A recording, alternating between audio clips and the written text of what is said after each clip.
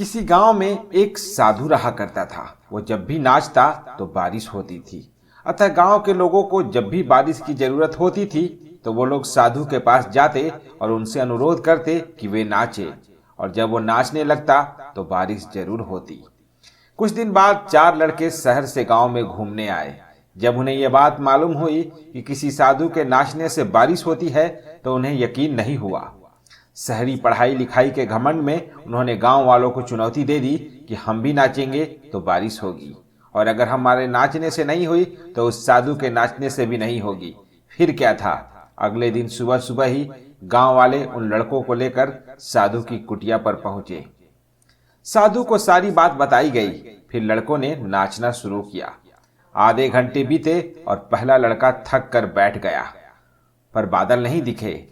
कुछ देर में दूसरे ने भी यही किया, और 1 घंटा बीतते बीतते बाकी दोनों लड़के भी थक कर बैठ गए, पर बारिश नहीं हुई।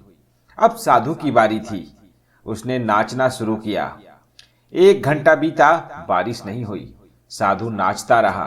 2 घंटा बीता, बारिश नहीं हुई, पर साधु तो रुकने का नाम ही नहीं ले रहा था। धीरे धीरे शाम ढलने लगी। तभी बादलों की गड़गड़ाहट सुनाई दी और जोरों की बारिश होने लगी।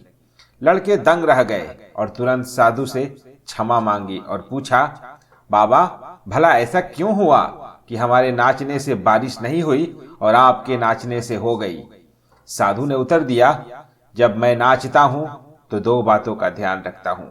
पहली बात, मैं ये सोचता हूं कि अगर मैं नाचूंगा तो बारिश को होना ही पड़ेगा, और दूसरी ये कि मैं तब तक नाचूंगा जब तक कि बारिश ना हो जाए। दोस्तों, सफलता पाने वाले में यही गुण विद्यमान होता है।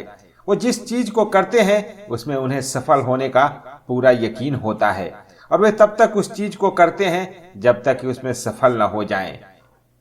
इसीलिए यदि हमें सफलता हासिल करनी है तो उस साधु की तरह ही अपने लक्ष्य को प्राप्त करना होगा।